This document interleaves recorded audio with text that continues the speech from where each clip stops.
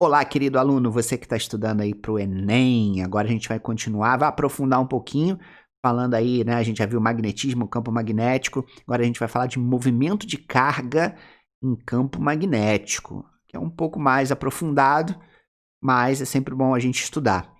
Tudo bem? Mas antes disso, se inscreva no canal, dá um likezinho no vídeo para que a gente possa crescer cada vez mais, tá bom? Então vem comigo.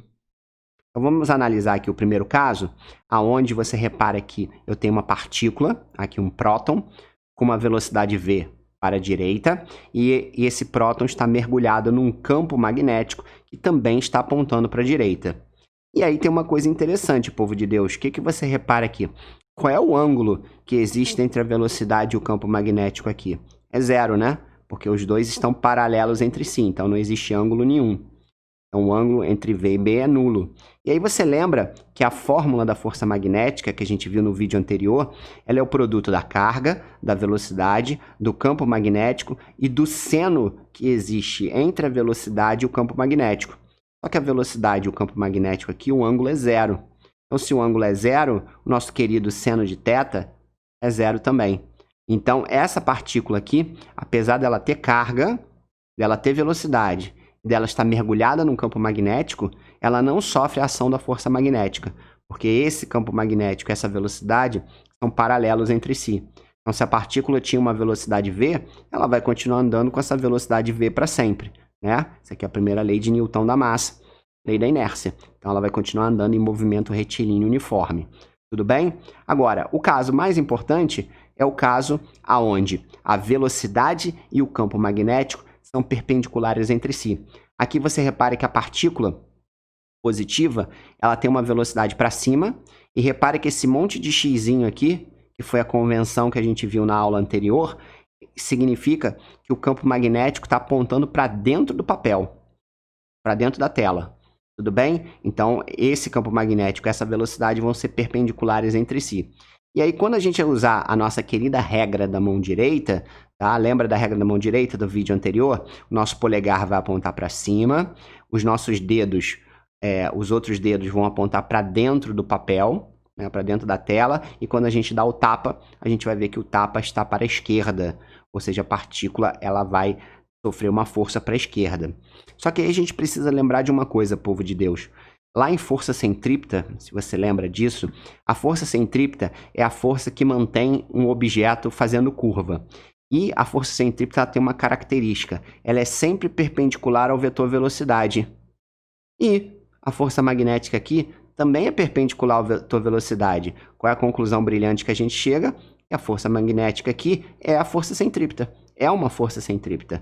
Certo? Porque ela faz 90 graus com o vetor velocidade. Então, se existe força centrípeta, qual é o movimento que essa partícula vai fazer? Ela vai andar em linha reta? Não, ela vai começar a fazer curva.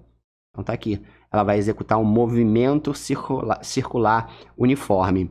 Então, já que a força magnética é igual à força centrípeta, a força magnética, a fórmula carga, velocidade e campo magnético, a força centrípeta, não sei se você lembra, mv ao quadrado sobre R, cortando aqui um V com um V, isolando R, a gente chega nessa fórmula muito importante dentro desse pedacinho do assunto, que é a fórmula do raio da trajetória.